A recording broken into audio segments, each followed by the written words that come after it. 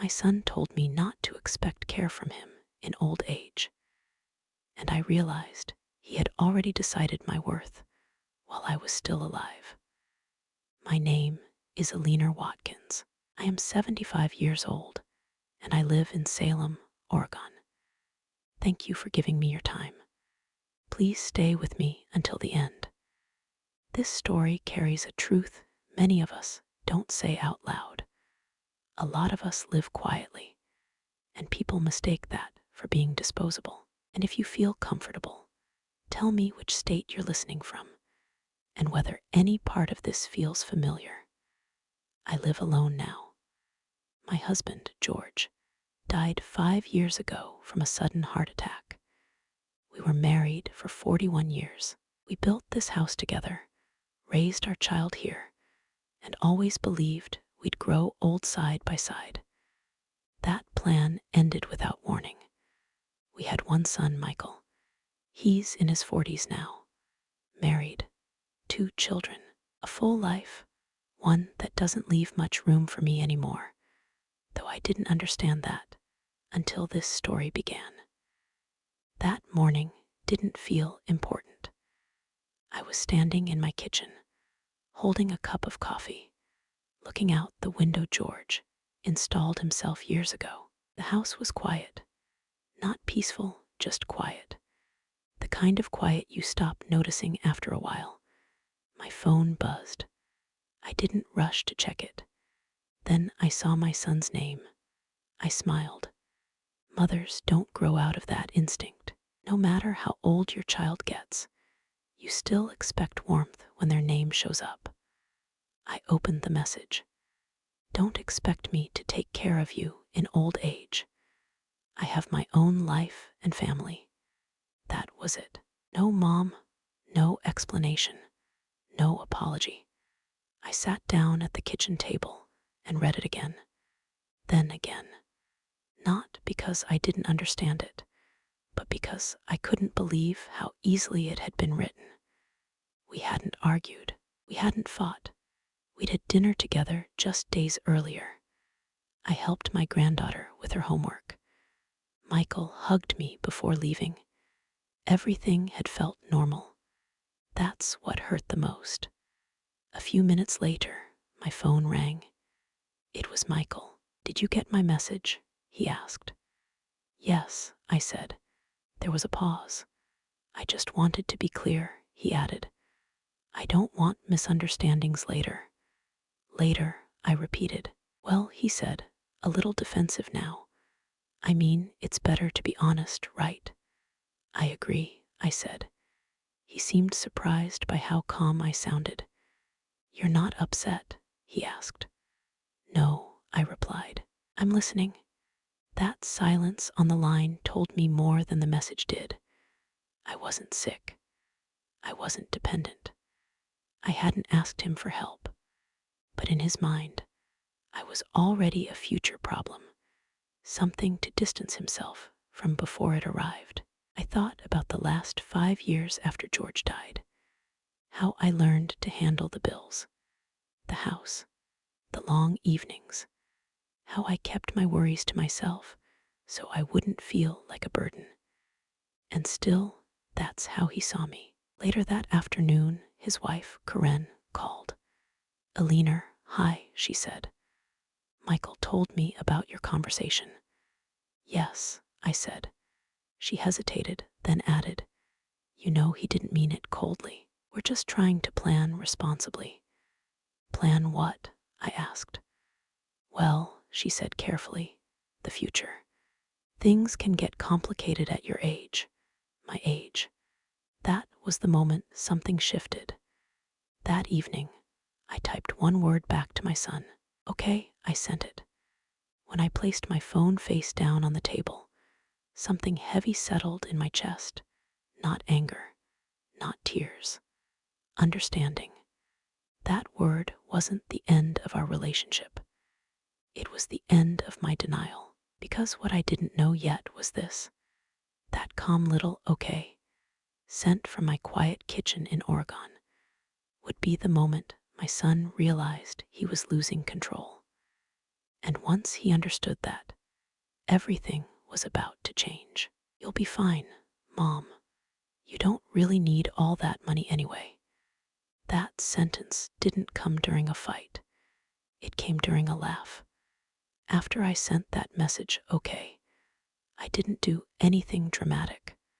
I didn't cry. I didn't call anyone. I didn't confront my son. I just sat there. And then something unexpected happened. I started remembering things, not big arguments, not explosive moments, small ones, the kind you brush off because you don't want trouble. A few weeks before that message, Michael and his wife, Karen, came over for dinner. We were sitting at the same table George and I had eaten at for decades. Michael looked around the room and said, casually, "You've kept this place in great shape, Mom." "Your father built most of it," I said. "I just try to keep it standing." Karen smiled and said, "It's probably worth a lot now, right?" I paused. "Enough," I said, "but I'm not selling." Michael laughed. "I wasn't saying now," he said. "Just someday, someday." That word had a way of slipping into conversations. Another time, Michael asked me over the phone, "So how are your savings doing these days?" "Fine," I said. "Stable? That's good," he replied. "You should be careful with them. At your age, things can get confusing." I remember putting the phone down slowly. "I'm 75, I said, not confused. "I know, Mom," he replied quickly. "I didn't mean it like that." That was always the answer. "I didn't mean it like that." After George died, Michael offered to help with my finances. "Just in case," he said. "Emergencies." At the time, it sounded reasonable, so we set up a joint account. I trusted him. He was my son. What I didn't know then was how often he checked it, how closely he watched. Not long after, the requests started. "Mom, we're in a bind. Just temporary. Family helps family, right?" The biggest one came late one night. "Medical bills," Michael said over the phone. "Karen's mom.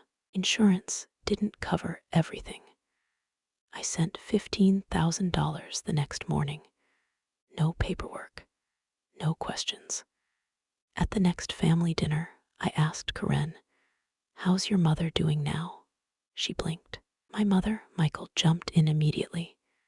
"She means the follow-ups, Mom," he said quickly. "Remember?" I nodded. But something didn't sit right. After that, the requests didn't stop. They just got smaller. 5,000, 3,000, just until next month. One afternoon, I finally asked, "Michael, can you explain where all this is going?"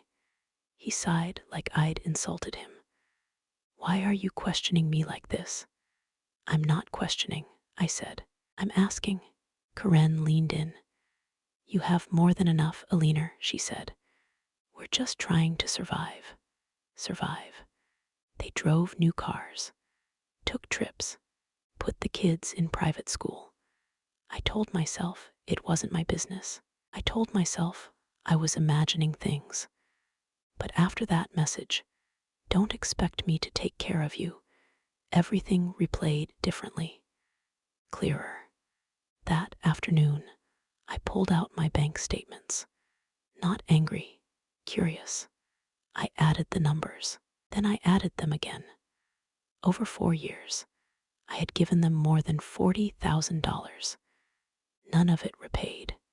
Not once. That's when the text stopped feeling sudden. It felt prepared, like the truth slipping out earlier than he planned. Later that evening, Karen called. "You okay?" she asked. "You've been quiet." "I'm fine," I said. She hesitated. "You know," she added, "it's better not to stress over money at this stage of life." "This stage?" I asked. "Well," she said lightly, "you've done your part." I hung up after that. Not angry, just certain, because the realization had finally landed. My son wasn't worried about my future.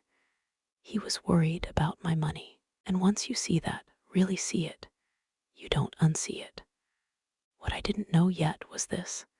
The moment I stopped being generous, they were going to stop being patient. And they weren't going to hide it anymore. Mom, why did you move your money without telling me? That question came 2 days after I sent that okay. Not worried, not gentle, annoyed. Michael called that afternoon while I was folding laundry. Hey, Mom, he said. No warmth, no pause. Why did you move money out of the account? I stopped folding. What money? I asked. The savings account, he said. There was a transfer. You didn't mention it. That's when it landed. You were checking my account? I asked. There was a pause. Not a confused one. A calculating one. Well, yeah, he said. It's joint. I look sometimes. Just to make sure everything's okay. Everything's okay. I took a breath. I didn't realize you were watching it. I'm not watching, he snapped. I'm just keeping an eye on things. You're alone now. Stuff happens. Stuff happens. I moved a small amount, I said. Nothing urgent. Well, it is urgent, he replied quickly. You should tell me before making changes like that. Something tightened in my chest. Why? I asked. It's my money. Another pause. Because, he said slowly, we're family. We should be on the same page. On the same page. I'll keep that in mind, I said. We hung up.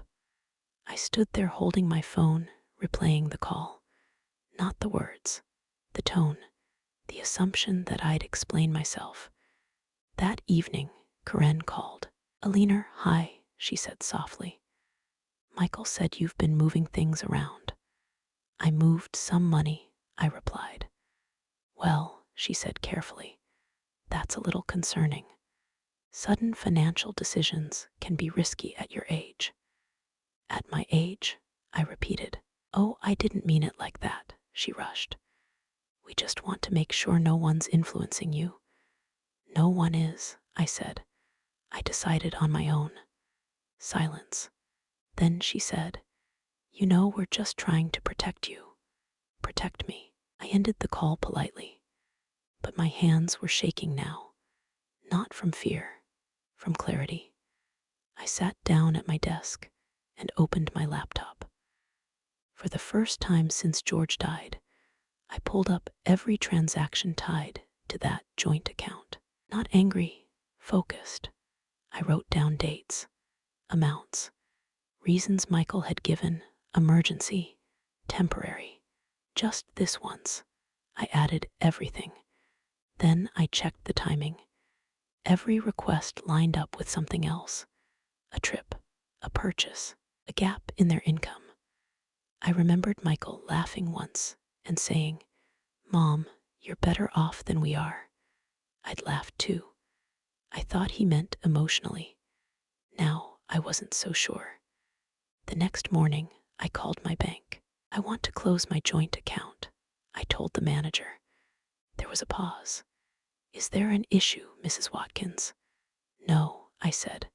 I'm fixing one. I opened a new account in my name only. That afternoon, my phone rang again. Michael. His voice was sharp this time. Why does the account show restricted access? I closed it, I said. You did what? I opened a new one, I replied. Just mine. You can't just do that, he snapped. That account was for emergencies. I have one, I said. I need privacy. You're being paranoid, he shot back. Someone's clearly gotten into your head. No, I said calmly. I finally got into my own. He hung up. That night, I didn't sleep well. Not because I doubted myself, because I didn't. Michael wasn't the kind of man who let go quietly when something stopped benefiting him. And now he knew. I was no longer where he expected me to be. Something was coming, and this time it wasn't going to be polite. You gave it to us, Mom, so don't act surprised when we used it. He said it like it was common sense, like I was the one being unreasonable. We were on the phone. I had called him the morning after I closed the joint account. I wanted calm. I wanted clarity. I wanted to keep this adult. Michael, I said, I went through the numbers last night. What numbers? He asked, already sharp. The money I've given you over the years. He laughed, not amused, dismissive. Why are you suddenly auditing us? I'm not auditing, I said. I'm trying to understand. You don't need to understand, he replied. You helped us. That's what parents do. That's not how it was explained to me, I said. You said it was temporary. Emergencies. So, he snapped, you still gave it. Then he said it. You gave it to us, Mom, so don't act surprised when we used it. I didn't answer right away. Used it for what? I asked. For life, he said. Things cost money. You know that. I felt my stomach sink. Michael, I said carefully, you told me $15,000 was for medical bills. And, he said, money's money. Karen's mother didn't have cancer, I said. Silence. Then his tone changed. Why are you digging into this now? Because you lied, I said, and I want to know why. Instead of answering, he turned it on me. You've changed, he said, ever since Dad died. I've been surviving, I replied. That's not the same thing. You're paranoid, he said. This happens when people your age spend too much time alone. That one landed hard. Don't talk to me like I'm confused, I said. I know exactly what I'm looking at. You're going to ruin our relationship over money, he warned. I ended the call. An hour later, Karen texted me. Michael is really upset. You're making him feel attacked. I wrote back, I'm asking questions. Her reply came fast. At your stage in life, peace should matter more than numbers. My stage in life. That afternoon, I drove to the bank. Helen, the manager, recognized me immediately. She had known George and me for years. Everything okay, Eleanor? She asked gently. I need copies of my transfers, I said. All of them. She printed the pages without asking more. When she saw the totals, her expression changed. That's a lot, she said quietly. Yes, I replied. It is. At home, I spread the papers across my table. Dates, amounts, excuses. That's when I noticed the pattern. Every request came right before something else. Trips, purchases, tuition payments. Nothing urgent, nothing desperate, just lifestyle. That evening, Michael showed up at my door. No call, no warning. What is going on with you? He demanded. Come in, I said. If we're talking calmly. He paced my living room. You're accusing us of lying. I'm stating facts, I said. The reasons don't match where the money went. So what? He snapped. We didn't steal from you. I didn't say you stole, I said. I said you misled me. Karen crossed her arms. You're being dramatic. I'm being careful, I replied. With what? Michael scoffed. Your money. You can't take it with you. I looked at him. That's exactly why I'm choosing where it goes. He stopped pacing. What does that mean? It means help isn't the same as entitlement. He laughed, but it wasn't real. So now you're punishing us. No, I said. I'm stopping. The room went quiet. You're making a mistake, he said. You'll regret this. I already regret trusting without asking questions, I replied. I won't regret protecting myself. They left without another word. That night, I sat alone at my table. The papers were still there. I wasn't crying. I wasn't shaking. I was finally seeing, and once you see someone clearly, you can't go back to who you thought they were. You can't just change your will without talking to me first. That was the first time he said the word will out loud. Not gently, not carefully, like it was already a shared document. Michael called the next morning. No greeting. No, how are you? Did you meet with a lawyer? He asked. I paused. How would you know that? I said.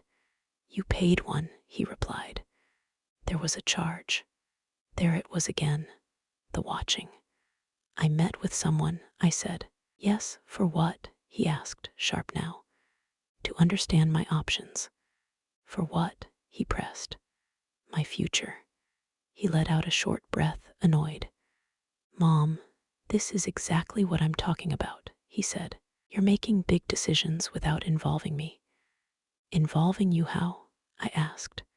You know how, he said. These things affect me too. That sentence landed hard. How do they affect you? I asked. There was a pause. Not thoughtful, calculated. You're my mother, he said. I'm your only son. And, I said, and that means we discuss this stuff, he replied. You can't just rewrite everything on your own. Rewrite everything. I haven't rewritten anything, I said. I asked questions. Well, don't, he snapped. You're overcomplicating things.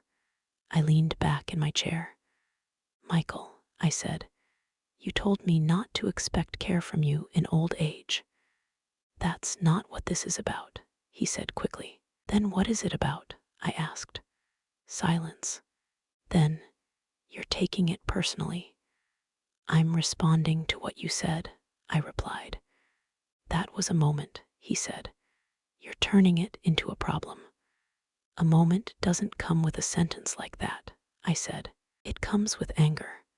Yours came with clarity. His tone shifted. You're being dramatic, he said. You're letting fear drive you. No, I said. I'm letting information guide me. Karen joined the call without warning. Eleanor, she said, calm but tight.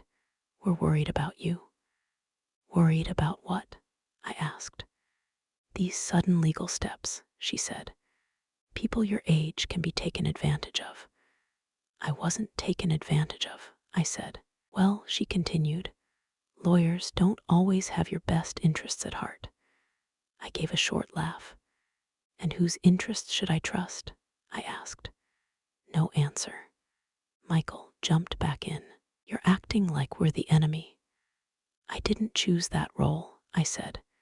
You did when you told me where I fit in your life.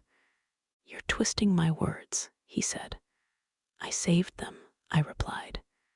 They're still on my phone. His voice hardened. Fine, he said.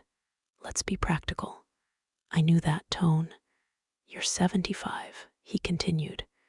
You don't need everything you have. That's not your decision, I said. But it will be, he replied. Eventually. That word again. Michael, I said slowly. You're talking about my death like it's a schedule. You're overreacting, he said. I'm just being realistic. Realistic would be planning your life without my money, I said. He snapped. You're being selfish, he said. After everything we've done. What have you done? I asked. He didn't answer. Karen did. We include you, she said. We visit. We call. We let you be part of the kids' lives. Those aren't favors, I said. That's family. Well, she replied. Family doesn't cut people out. I'm not cutting anyone out, I said. I'm protecting myself. Michael scoffed. You don't need protection, he said. You need to calm down. I stood up, even though he couldn't see me. This conversation is over, I said. You can't shut us out, he warned. You'll regret it. I already regret not listening sooner, I replied. I hung up. My hands were steady. My heart wasn't racing. What I felt wasn't fear. It was certainty. I opened my laptop and searched for one thing: estate planning attorney. Because if my son was already counting what I would leave behind, then I needed to decide clearly, legally, and without confusion where my life's work would actually go. Open the door, Mom. We need to talk about what you did. He didn't call first. That's how I knew this wasn't a conversation anymore. I was in the middle of lunch when I heard a car pull up fast outside. Not the slow, polite kind. Tires, brakes, no hesitation. Then footsteps. Heavy, direct, straight to my porch. The doorbell rang once, then again. Before I reached the door, Michael knocked. Hard. I opened it just enough to see his face. What are you doing here? I asked. He pushed the door wider with his hand. We're done talking on the phone. Karen stood behind him, arms crossed, eyes already scanning my living room like she was counting something. This isn't a good time, I said. It became a good time when you called a lawyer, Michael snapped. I stepped back and let them in. Not because I wanted to, because I wanted witnesses, neighbors, normal sounds outside, a record of normal life continuing. Michael didn't sit. What did you tell him? He asked. I asked questions, I said. The same ones you told me not to ask. Karen shook her head slowly. This is exactly what we were afraid of. Afraid of what? I asked. That you'd get confused, she said. That someone would put ideas in your head. I looked straight at her. Which ideas bother you the most? Michael cut in. Stop twisting things. I'm not twisting anything, I said. I'm listening. He started pacing, back and forth, stopping near the bookshelf George built with his own hands. You're overthinking this, he said. You don't need lawyers. You don't need plans. I don't need permission either, I said. That's not what this is, he replied. This affects me. There it was again. How? I asked. He let out a sharp breath. When you start changing things, it messes with stability. My stability? I asked. Our future, he said. Karen nodded quickly. We've made decisions assuming certain things. Like what? I asked. They didn't answer right away. Michael finally said, like that you wouldn't do something drastic. I laughed once. Not loud, not kind. Drastic would be pretending everything is fine, I said. He stopped pacing and turned toward me. You're acting like we're stealing from you. I never said that, I replied. I said you lied. That money was help, he said. You offered. I offered support, I said. Not blind trust. Karen stepped closer. You're turning this into a power play, she said. You're punishing us. No, I said. I'm changing how I live. Michael's voice dropped. You think this makes you strong? He asked. You're alone. You don't have anyone else. That one hit. I have myself, I said. And that's more than I had before. His face hardened. You're going to regret this, he said. You're old. Things happen. They do, I said. That's why I'm preparing. Karen scoffed. For what? You don't even need half of what you have. That's true, I said. And that's exactly why I'm choosing where it goes. The room went quiet. Michael's jaw tightened. What does that mean? He asked. It means, I said, your expectations are not my obligations. He laughed, but there was no humor in it. You really think you can just cut us out? I think, I said. You already cut yourself out when you told me where I belonged. He stepped closer. You're not thinking clearly, he said. I could prove that. I felt cold then. Is that a threat? I asked. He didn't answer. Karen touched his arm. Let's go, she said. This isn't productive. Michael stared at me a moment longer. This isn't over. They left without another word. I locked the door. Then I sat down and picked up my phone. I didn't call a friend. I didn't call family. I called the lawyer back. And I said one sentence that changed everything. I want to protect myself legally. Mom, if you keep this up, I'll have no choice but to prove you're not competent. He didn't shout. That's what scared me. Michael said it calmly, like he was explaining paperwork he'd already read. He called the next evening. I almost let it ring. Almost. Hi, I said. Mom, he replied. We need to talk about yesterday. We already did, I said. No, he said. We argued. This is different. Different usually means worse. I spoke to someone today, he continued. To who? I asked. A lawyer, he said. Just to understand options. I didn't answer. You're making choices that don't make sense, he went on. And if you won't listen to family, then I might have to take steps. What steps? I asked. There was a pause, longer than before. Competency, he said. Guardianship. That kind of thing. I felt my stomach drop. You're saying I'm not capable of managing my own life, I said. I'm saying you're acting irrationally, he replied. Closing accounts, calling attorneys, shutting us out. I shut out access, I said. Not you. That's not how it looks, he said. And appearances matter. Why? I asked. To who? To courts, he said. There it was. I sat down slowly. Michael, I said, do you hear yourself right now? I hear someone who's worried, he snapped. You're 75. You live alone. Dad's gone. Judges take that seriously. So do I said. That's why I'm preparing. You don't need preparation, he said. You need support. From who? I asked. You. Silence. Then Karen's voice joined the call. We're just trying to protect you, Eleanor, she said. This isn't an attack. It sounds like one, I replied.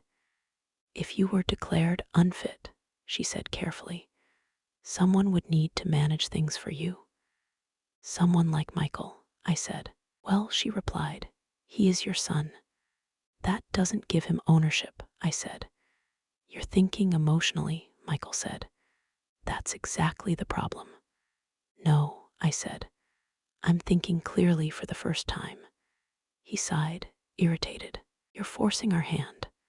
By doing what? I asked. Living. That's not fair, he said. You're twisting this. I'm repeating it, I said, out loud. Karen cut in again. Eleanor, please, just pause. Stop making changes. Let things cool down. Cool down until when? I asked. Until I forget. No one answered. That told me everything. I ended the call calmly. No shouting, no tears, but my hands were shaking. Not because I doubted myself, because I finally understood the risk. This wasn't about money anymore. This was about control. I called my lawyer immediately. He's threatening guardianship, I said. Richard didn't sound surprised. Then we move faster, he said, and we document everything. What does that mean? I asked. It means, he replied, we protect your autonomy before anyone tries to question it. The next morning, I was in a doctor's office. Cognitive tests, memory checks, full evaluations. Afterward, the doctor looked at me and said, Eleanor, you're sharper than most people 10 years younger. I asked him to put that in writing. Then I asked my lawyer what else we needed. Witnesses, he said. Paper trails, clear intent. By the end of the week, I had folders, emails printed, texts saved, dates logged, and one terrifying truth settled in. My son wasn't bluffing. He was preparing to take my life out of my hands. So now I had to move before he did. Mrs. Watkins, your son has formally questioned your mental capacity. The sentence wasn't raised. It wasn't emotional. It was read calmly over the phone by a woman who didn't know me at all. Mrs. Watkins, she continued, this is to inform you that a petition has been filed questioning your competency. I didn't interrupt her. I didn't need to. Your son, Michael Watkins, is requesting a court review, she said. You'll receive the documents by mail. I thanked her and hung up. Then I sat there for a moment, not shaking, not crying, just taking in the audacity. He actually did it. I called Richard immediately. He filed, I said. I expected that, Richard replied. This is the escalation phase. So what happens now? I asked. Now, he said, we let him try to prove something he can't. That afternoon, I went to his office. He already had a draft response prepared. They're claiming diminished judgment, he explained, based on financial decisions and isolation. Isolation, I asked. I have a fuller calendar than my son. Richard smiled briefly. We'll show that. He slid a folder toward me. Doctor's evaluation, he asked. Done, I said. Witnesses, he continued. Neighbors, friends, my physician, I replied. Documentation, he asked. Printed, dated, logged, he leaned back in his chair. Eleanor, he said, this is one of the cleanest defenses I've seen. That evening, Michael called. This time, his voice wasn't sharp. It was controlled. You didn't have to make this public, he said. You did, I replied. When you filed. You forced me, he said. No, I said. You chose this because you couldn't control me. There was a pause. You're embarrassing us, he said. You tried to take my autonomy, I replied. Embarrassment is the least of it. Corinne's voice joined the call. This is tearing the family apart, she said. You tore it, I replied. When you turned concern into a weapon, Michael sighed. If the court decides you need help, he said, this all gets simpler. For who? I asked. For everyone, he replied. For you, I corrected. He didn't deny it. Just cooperate, Corinne said. Make this easy. I am cooperating, I replied. With the truth, the documents arrived 2 days later. Formal, official, cold. My son's signature at the bottom. I read them once, then again, not in disbelief, in clarity. This wasn't about my well-being. It was about access. And now, it would be decided somewhere manipulation doesn't work the same way it does at a kitchen table. I circled the hearing date and said out loud to an empty house, okay, let's do this properly. Your Honor, my mother is no longer capable of making sound decisions. I heard that sentence from across the courtroom. Not whispered, not softened, spoken clearly by my son's lawyer, while Michael sat right behind him. I didn't look at Michael at first. I looked at the judge. She was a woman in her 60s, calm, focused, not impressed easily. Mrs. Watkins, she said, you understand why we're here today? Yes, I replied. My son believes I shouldn't control my own life. Michael shifted in his seat. The judge turned to his attorney. Proceed. The lawyer stood. Your Honor, he began. Since the death of her husband, George Watkins, Mrs. Watkins has made a series of abrupt financial and legal decisions. These actions raise concerns about judgment and vulnerability. Abrupt. I almost smiled. Richard leaned slightly toward me and whispered, "Stay quiet. Let them talk." The lawyer continued. She closed accounts, contacted attorneys, and made changes without consulting family. The judge raised an eyebrow.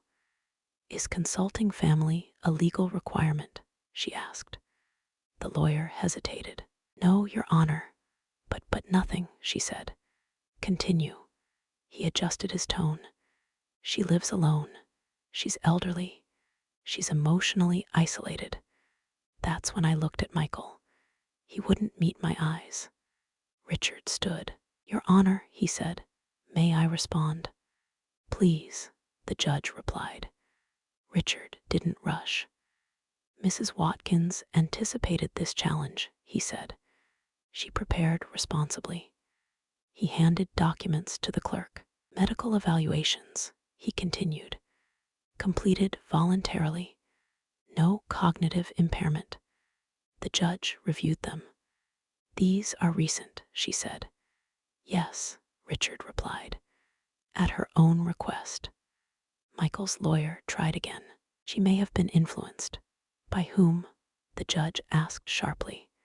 Silence. Richard went on. "She manages her household independently. She runs daily. She volunteers. She maintains an active social and community life." The judge nodded slowly. Then she looked directly at Michael. "Mr. Watkins," she said, "why did you file this petition?" Michael cleared his throat. "I'm worried about her," he said. "She's pushing us away." "Did she ask for your help?" the judge asked. "No," he admitted.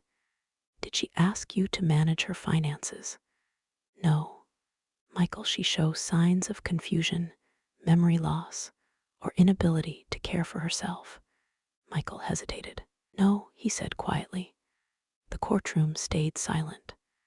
Then the judge asked the question that changed everything.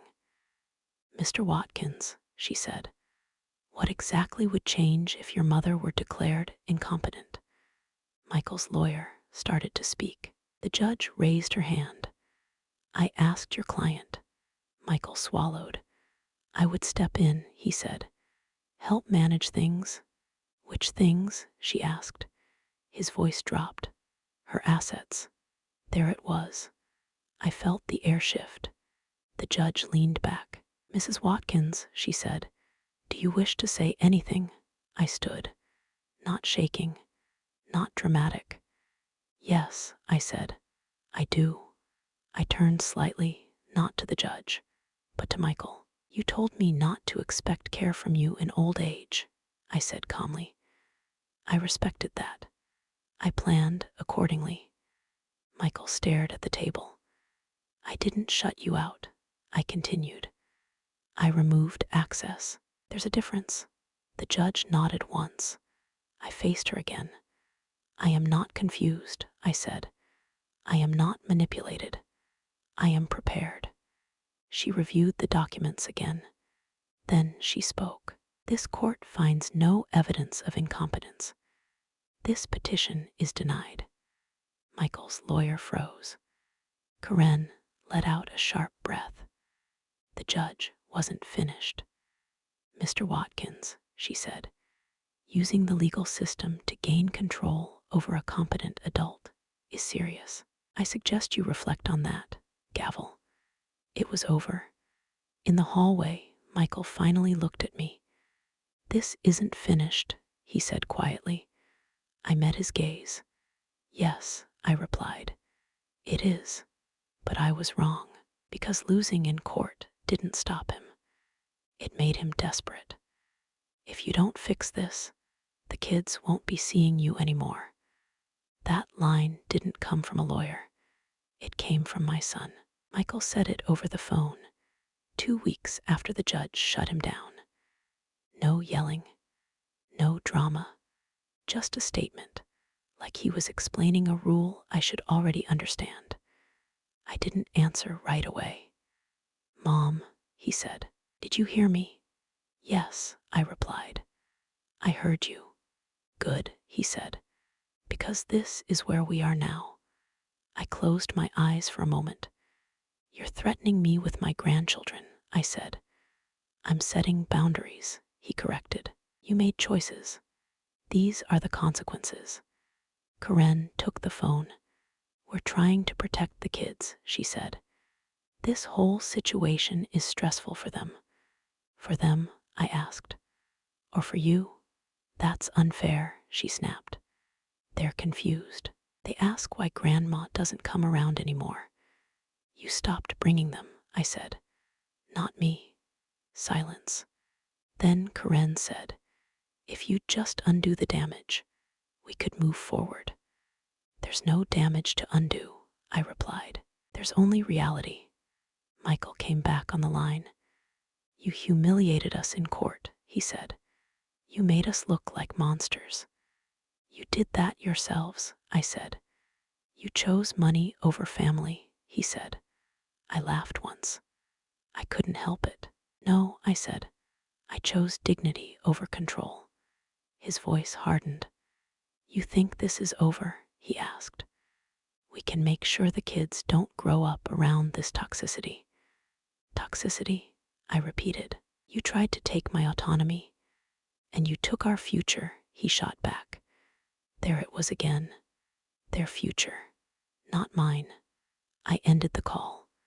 10 minutes later, my phone buzzed. A photo. Lucas and Sophie at a park, smiling. Caption from Karen. They miss you? My hands shook this time. Not fear, grief. I called Richard immediately. They're using the children, I said. As leverage, Richard didn't hesitate. That's serious, he said. Document everything. Messages, calls, times. Can they do this? I asked. They can try, he said, but it won't look good. That evening, I went to church. I hadn't planned to. I just needed people.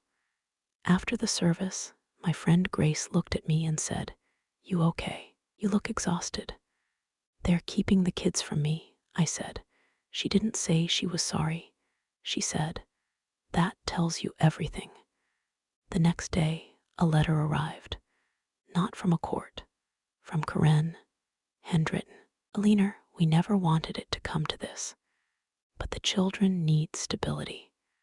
Until things calm down, it's best if there's some distance. Distance. From a grandmother who baked cookies and read bedtime stories. I placed the letter in my folder. Then I did something I never thought I would. I asked Richard about my rights. Grandparent visitation. I asked quietly. He nodded.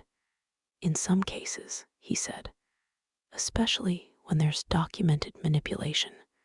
That word again. Documented. I didn't want a war, but I wasn't going to be erased. That night, Michael texted, You still have time to make this right. I typed back one sentence. Do not use my grandchildren as currency. He didn't reply. 3 days passed. No calls, no photos, nothing.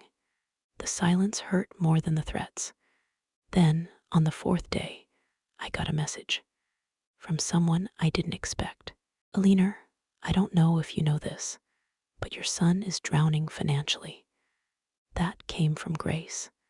Not gossip, not whispering. She said it carefully, like every word mattered. She'd called me that morning. I ran into someone yesterday, she said. Someone who knows Michael. My chest tightened. Knows him how? I asked. Business, she replied. Very closely. I stayed quiet. He didn't mean to tell me, she continued. But it slipped. They're in serious trouble. What kind of trouble? I asked. There was a pause. Debt, she said. A lot of it. I sat down. How much? I asked. I don't know the exact number, she said. But it's not small. Missed payments. Loans stacked on loans. Suddenly, everything lined up. The urgency, the anger, the desperation. That's why they're panicking, Grace added. Not because of you, because they're out of time. I thanked her and hung up. 10 minutes later, my phone rang again. Unknown number. Mrs. Watkins? A man asked. Yes. This is Stephen, he said. I'm calling regarding a reference you were listed as. A reference, I repeated. For a loan, he said. Taken out by Michael Watkins. My stomach dropped. I didn't agree to that, I said. We assumed, he replied carefully, that family support was expected. Expected. How much? I asked. A brief pause. 120,000. The room tilted. That loan is not guaranteed by me, I said firmly. I understand, he replied. I just needed to confirm. After the call, I sat there in silence. Then I laughed, not because it was funny, because it was finally clear. They hadn't been asking for help. They'd been counting on me. I called Richard immediately. They've taken loans expecting my inheritance, I said. Richard didn't sound surprised. That explains the legal aggression, he said. They were spending money that didn't exist yet. Is that legal? I asked. It's reckless, he said. And if they listed you without consent, it's a serious problem. That afternoon, Michael showed up again, this time alone. No shouting, no threats. He stood in my doorway and said quietly, We need to talk. About what? I asked. He stepped inside, looking smaller than I'd ever seen him. We're struggling, he said. Things got away from us. I know, I replied. I got the call. His face drained. They contacted you? He asked. Yes, I said, and they won't be the last. He sat down heavily. We thought things would work out, he said. We thought you thought I'd die first, I said. He flinched. That's exactly it, I said. You built your life on money you didn't earn. Karen wasn't there to interrupt this time. We need help, he said. Real help? Help or money? I asked. He didn't answer. That's your answer, I said. His eyes were red. If we lose everything, he said, the kids will suffer. And whose fault is that? I asked. He broke. We didn't mean for it to go this far. But it did, I said. And now you're asking me to clean it up. I stood. I will not finance your mistakes, I said. And I will not trade access to my grandchildren for silence. He nodded slowly. I figured you'd say that. At the door, he turned back. You're really going to let us fall? He asked. I looked at him. No, I said. You already fell. I just refused to jump after you. He left. That night, I slept better than I had in weeks, because the truth was finally out. And I knew the next move wouldn't come from Michael. It would come from the damage he'd already done. Mrs. Watkins, your son's mortgage is 3 months behind, and you're listed as an emergency contact.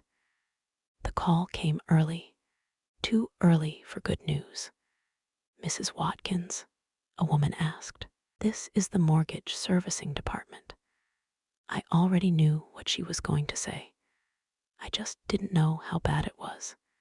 We've issued a notice of default, she continued. Your son's property is entering foreclosure proceedings. I closed my eyes. How did you get my number?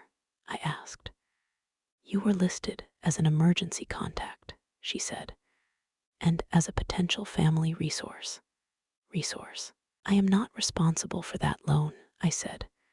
I understand, she replied. I just needed to notify you. When I hung up, my hands were steady. My heart wasn't, because now it wasn't theory anymore. It was real. That afternoon, Michael called. I didn't answer. Karen called next. I didn't answer that either. Then came the text. They're taking the house. We're out of options. I waited 10 minutes before replying. I know. The phone rang immediately. Mom, Michael said, his voice breaking. We're losing everything. I know, I said. The kids, he started. I know, I repeated. Silence. Then Karen took the phone. We wouldn't ask if we had any other choice, she said. But you can stop this. With money, I said. Yes, she replied. Just temporarily. How much? I asked. She hesitated. Enough to bring the account current, she said, and maybe restructure. And then what? I asked. Another loan, another promise. This is different, Michael said quickly. We'll sign something, a repayment plan. I laughed softly. You already signed things, I said, without me. That was a mistake, Karen snapped. We were under pressure. So you pressured me instead, I said. Do you want the kids homeless? Michael asked. That one hurt. Do you want to teach them that threats work? I asked back. He didn't answer. I ended the call. That evening, Grace came over. I told her everything. The notice, the calls, the ask. They're desperate, she said. They're dangerous, I replied. She nodded. Both can be true. The next morning, I met Richard again. They're collapsing financially, I said, and they're asking me to save them. Richard leaned forward. This is the point where you need facts, he said, not stories. What kind of facts? I asked. Where the money went, he replied. How bad it really is. And how do I find that out? I asked. He paused. Would you consider hiring an investigator? The words sat between us. For my own son, I asked. For your protection, he said, and for leverage. I went home and thought about it. Lucas, Sophie, the loans, the threats. Then I remembered something Michael said months ago. Eventually, I picked up the phone and called Richard back. Give me a name, I said. 2 days later, I met a man named Daniel in a quiet cafe. Retired police. Calm eyes. He listened while I talked. When I finished, he said, I've seen this before. What do you need? I asked. Time, he said, and permission. You have both, I replied. As I stood to leave, my phone buzzed again. Another message from Karen. This is your last chance to fix this. I didn't reply, because for the first time, I wasn't reacting anymore. I was preparing to end it. Your son took out loans, assuming you'd be dead before they came due. Daniel didn't say it loudly. He said it carefully, like he was handing me something fragile and explosive at the same time. We were sitting in the same quiet cafe, same corner table, same coffee I hadn't touched. I need to ask you something before I continue, he said. Ask, I replied. Are you prepared to hear things that will permanently change how you see your son? I didn't answer right away. Then I said, just tell me the truth. Daniel opened a folder. Not thick, organized. Too organized. Over the last 6 years, he said, Michael and Karen lived far beyond their income. I nodded. I already suspected that. Vacations, private school, cosmetic procedures, boat payments, country club dues. Boat, I asked. They used credit first, he continued. Then personal loans. And then, I asked. Then, he said, they started borrowing against expected inheritance. The words didn't land at first. Borrowing how? I asked. Daniel slid a document across the table. Estate-backed loans, he said, not directly tied to you, but based on projected inheritance. Your name came up repeatedly. I stared at the paper. They assumed, he continued, that once you passed, the loans would be covered. I looked up at him. They planned for my death, I said. Yes, he replied. Financially. My phone buzzed on the table, Michael. I ignored it. Daniel kept going. They also discussed expediting inheritance with an attorney. My chest tightened. What does that mean? I asked. Emails, he said. Michael asked what legal options existed when a parent was uncooperative. Uncooperative, I repeated. The attorney refused, Daniel said quickly. Shut it down. But the emails exist. I closed my eyes. This wasn't desperation. This was planning. How long? I asked. Years, Daniel said. Long before the text message. So the message wasn't a breaking point. It was a slip. I stood up. I need air, I said. Outside the cafe, my hands finally shook. Not fear, grief. I called Richard immediately. He knew, I said. He planned. Richard was quiet for a moment. Eleanor, he said, this moves us from a family dispute into financial exploitation. What does that mean? I asked. It means, he said, you stop engaging emotionally. Everything is legal now. That afternoon, Michael showed up again. I didn't let him inside. What's going on? He asked. You're not answering. I know about the loans, I said. His face went blank. What loans? He asked. Don't, I said. Not today. Karen stepped forward. You hired someone to spy on us, she snapped. I hired someone to protect myself, I said. You went behind our backs, Michael said. You went behind my life, I replied. He swallowed. We thought things would work out, he said quietly. You thought I'd die on schedule, I said. Karen snapped. That's disgusting. So is planning your life on someone else's death, I said. Michael's voice cracked. We were desperate. You were entitled, I said. There's a difference. He stepped closer. So what now? He asked. Now, I said, you stop contacting me about money. And the kids? Karen asked quickly. I looked at her. The kids are not currency, I said. Use them again, and this gets uglier. Michael stared at the ground. You're really going to let us collapse? He asked. No, I said. You already did that yourselves. They left without another word. That night, Daniel emailed me the full report. Receipts, emails, loan timelines, proof.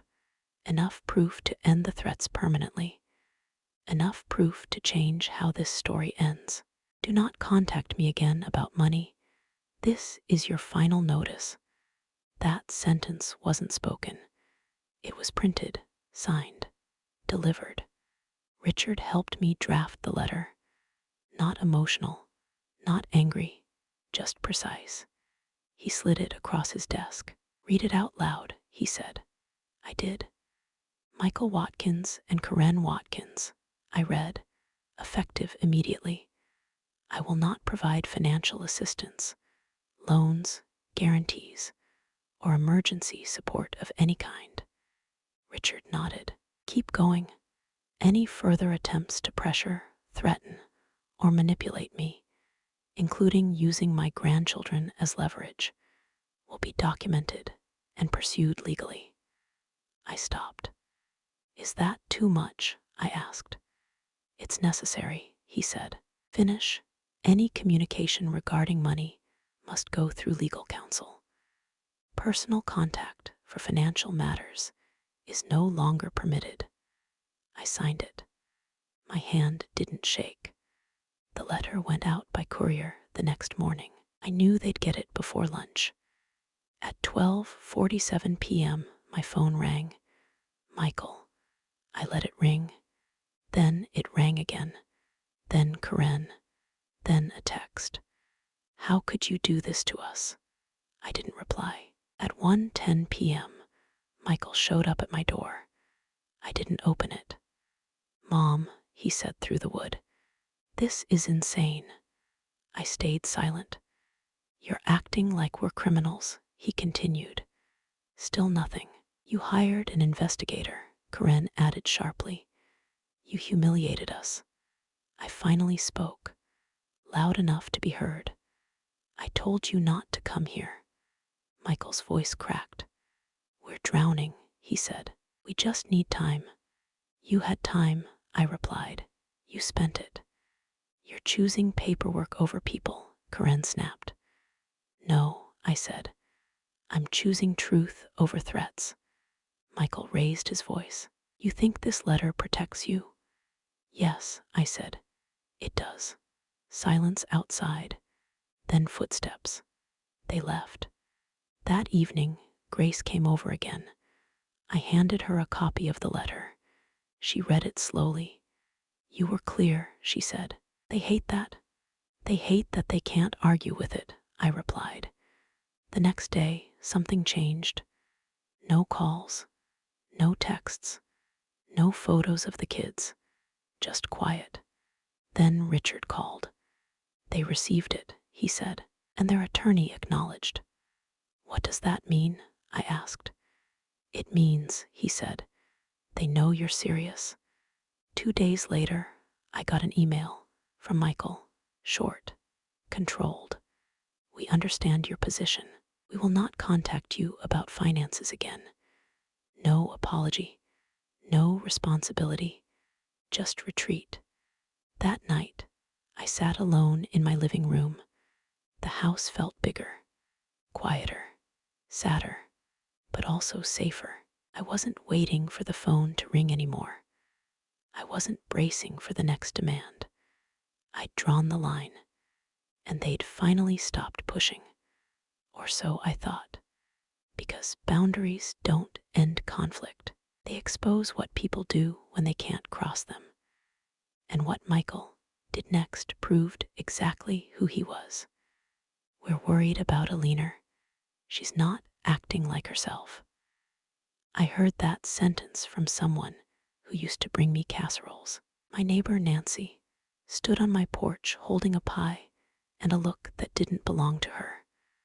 "I hope you don't mind me asking," she said gently, "but are you okay?" "I'm fine," I replied.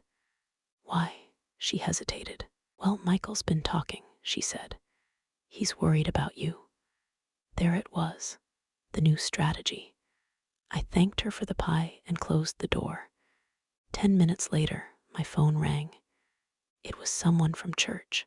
"Eleanor," she said carefully, "we heard things. If you need support." "What things?" I asked. Another pause. "That you've become distant, defensive, that there's family conflict." Family conflict. I hung up and called Grace. "He's telling people I'm unstable," I said. "Of course he is," she replied. "You closed the money door. Now he's opening the sympathy one." That afternoon, Richard confirmed it. "This is common," he said. "When legal pressure fails, they go social." "What do I do?" I asked. "Nothing," he said. "Truth doesn't chase rumors." The next day, it escalated. A woman I barely knew knocked on my door. "Hi," she said. "I'm with a community wellness group. We just wanted to check in." "Who sent you?" I asked. She glanced down. A family member expressed concern. I closed the door. That evening, Michael texted, "People are worried about you." I replied once, "Stop involving others in private matters." He didn't respond. 2 days later, Karen called. Her tone was almost cheerful. "We just want everyone to feel reassured," she said. "You've been so isolated." "I attend more events than you do," I said. "Well," she replied, "perception matters." "Not legally," I said. That shut her up, but it didn't stop them. The following Sunday, I walked into church and felt it. The looks, the whispers that stopped when I passed. One woman hugged me too tightly and said, "We're praying for you." I smiled and said, "Please pray for honesty." After service, the pastor approached me. "Eleanor," he said. Michael reached out. "What did he say?" I asked. "That he's worried about your judgment." "And did you ask him why?" I said. He hesitated. "No." "Then ask," I said, "and call me back." He did, an hour later. "You were right," he said. "There were omissions." That night, I sat in my living room feeling something new. Not fear, not anger, sadness. My son wasn't just trying to take my money anymore. He was trying to take my reputation. And then he crossed a line I didn't expect. I found out the next morning from a letter slipped under my door. Not legal, personal. From Karen. "If you keep pushing us away, we'll make sure people understand why." I called Richard. "They're escalating socially," I said. "Then we respond formally," he replied. "And strategically?" "How?" I asked. "With facts," he said. "And visibility?" I looked at the letter again, at the handwriting, at the threat wrapped in politeness. I wasn't going to defend myself to whispers.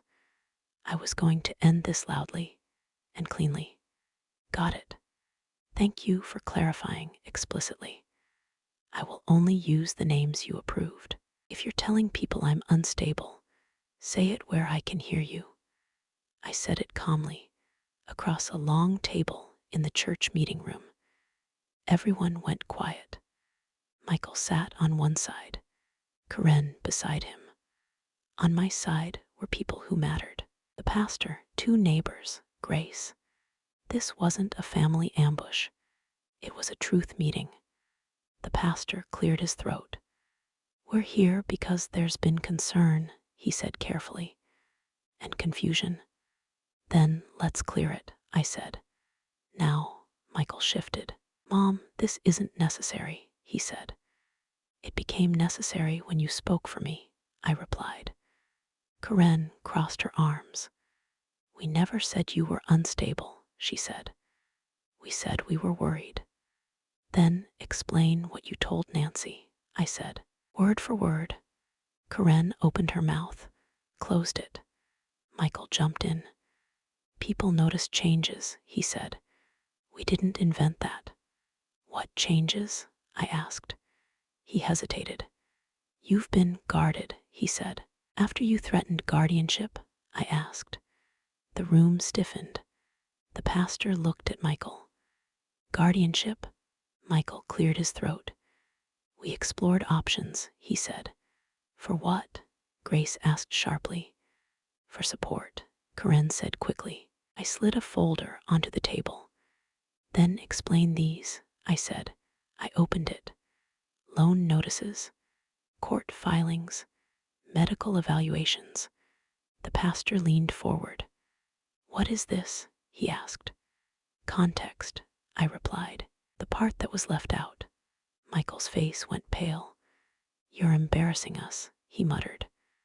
"No," I said. "You embarrassed yourselves when you lied." Karen stood up.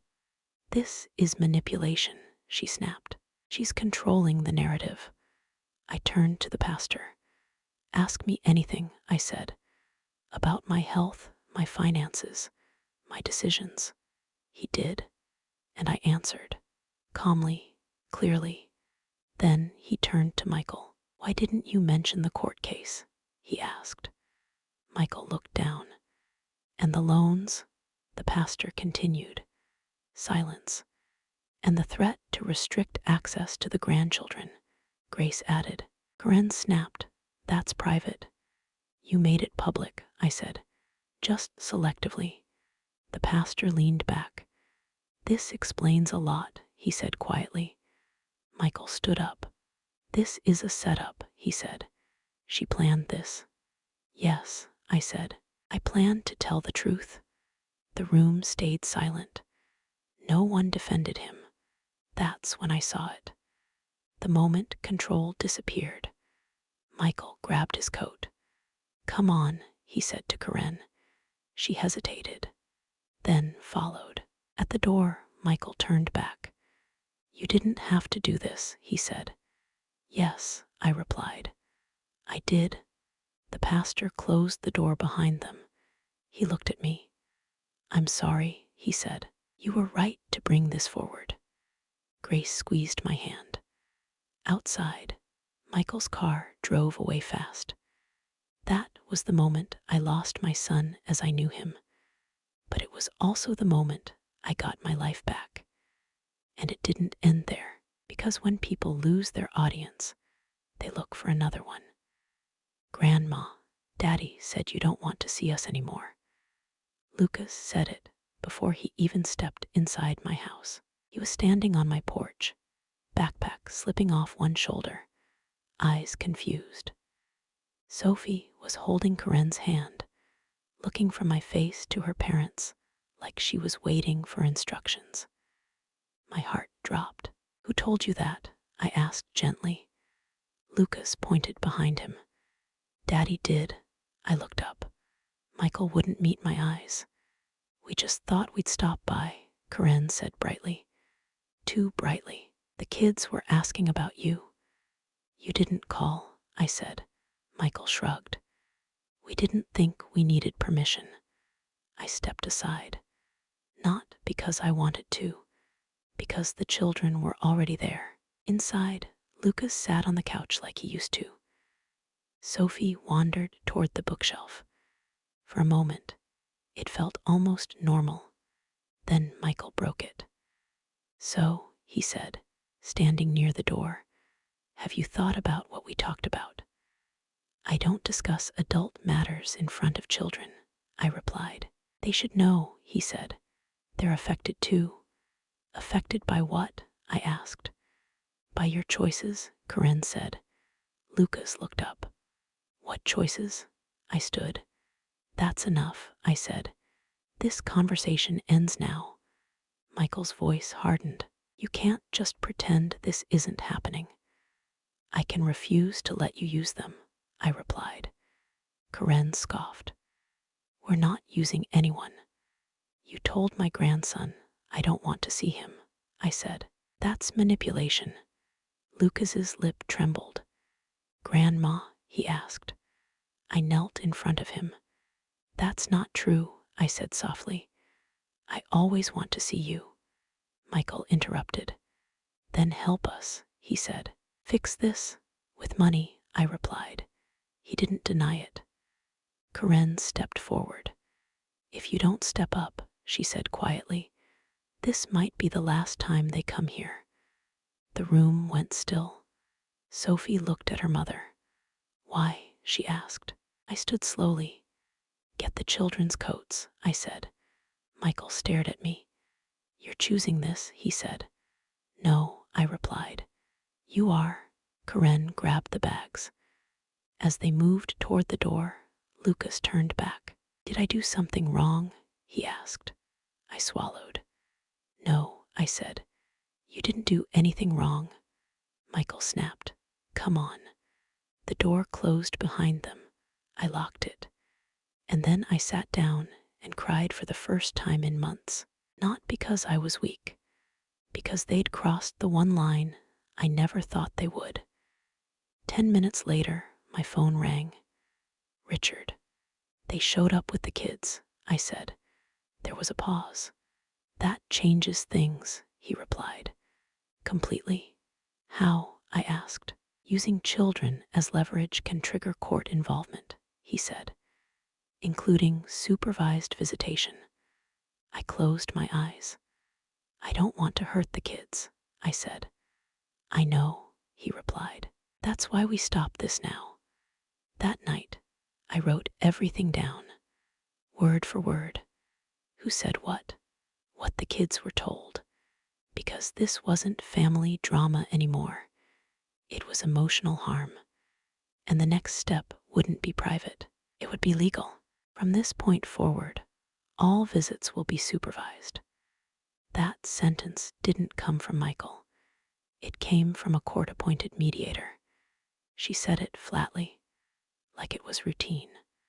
like it didn't just split a family down the middle. We were sitting in a small conference room downtown. Neutral walls, neutral chairs, nothing warm. Michael sat stiffly across from me, Karen beside him, arms crossed, jaw tight. The mediator adjusted her glasses. "This decision is temporary," she said, "but necessary." "Necessary for what?" Michael snapped. "For the children," she replied calmly, "based on recent reports." I looked down at my hands, then back up. "Reports?" Karen asked sharply. The mediator opened a folder. "Statements made to the children," she said. "Pressure placed on a grandparent. Emotional manipulation." Michael leaned forward. "We didn't manipulate anyone," he said. "We were honest." "You told a child his grandmother didn't want to see him," the mediator replied. "That's not honesty." Silence. I spoke then. "I didn't ask for this," I said. "I asked for peace." Michael laughed bitterly. "You asked for control," he said. "No," I replied. "I asked for boundaries." The mediator raised a hand. "This is not a debate," she said. "This is about minimizing harm." Karen shook her head. "So she gets rewarded?" she asked, pointing at me. "No," the mediator said. "The children get protection." That landed. Michael slumped back in his chair. "So what now?" he asked. "Now," she said, "visits occur in neutral locations, supervised. No discussions of finances, legal matters, or blame." "And if we don't agree?" Karen asked. "Then visitation pauses entirely," the mediator replied. I didn't smile. I didn't feel victorious. I felt exhausted. After the meeting, Michael caught up to me in the hallway. "You really did this," he said. "I didn't," I replied. "You did." He looked at me, eyes sharp. "They'll resent you for this," he said. "The kids." "I hope not," I replied. "But they won't grow up thinking love is a bargaining chip." Karen walked past us without a word. That afternoon, Richard called. "The court took this seriously," he said. "That's rare." "Is it over?" I asked. "For now," he replied. "But expect fallout." The fallout came faster than I expected. That evening, I got a message from an unfamiliar number. "You happy now?" I didn't reply. Then another. "You destroyed this family." I blocked the number. Grace came over with soup. "They'll cool down," she said. "They won't," I replied. "They'll pivot," she sighed. "People like that always do." She was right. Because 2 days later, something happened that I never saw coming.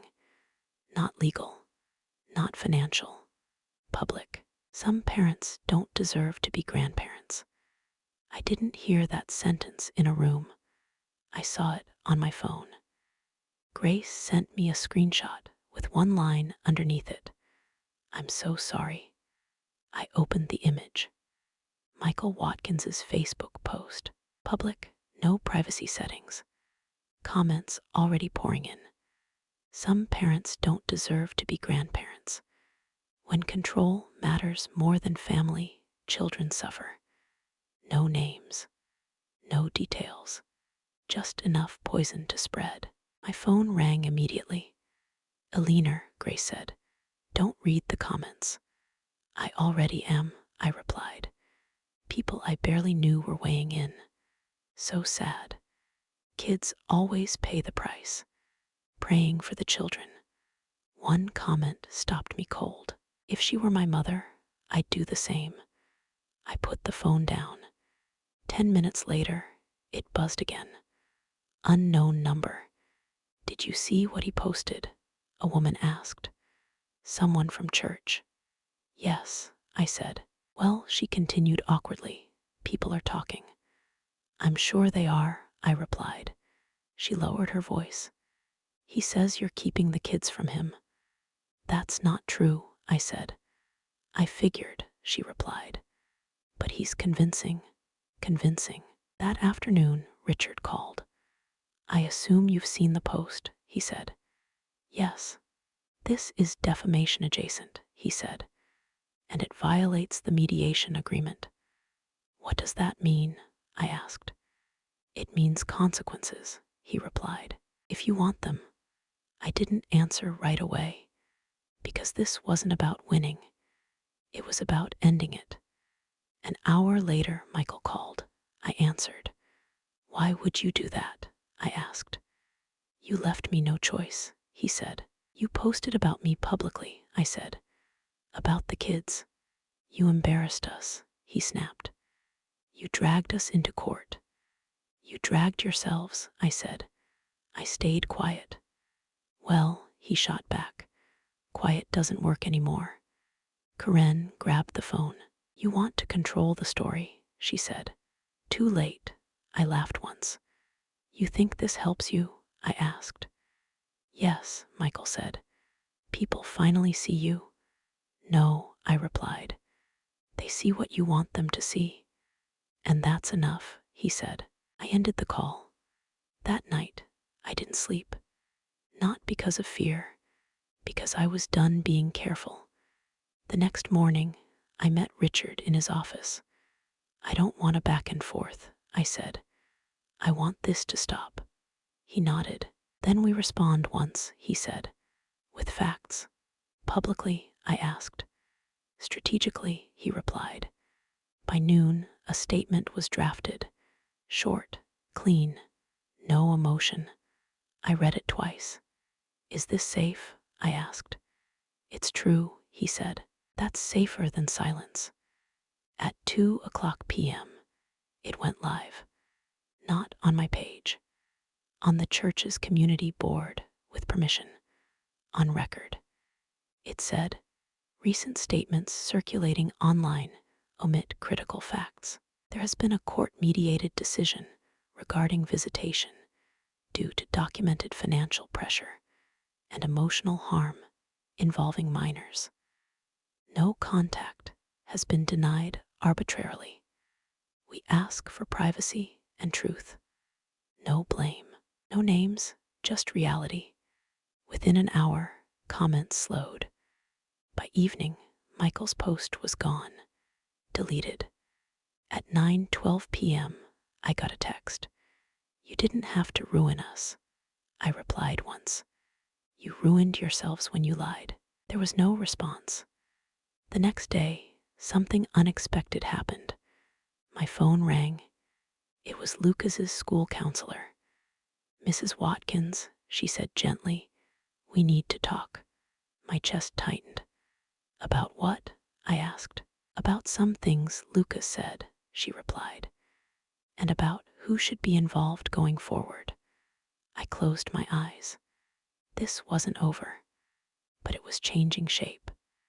And the next decision wouldn't be made online. It would be made in a room where truth finally mattered more than noise. Your grandmother isn't the problem. What you're hearing at home is. That's what the school counselor said.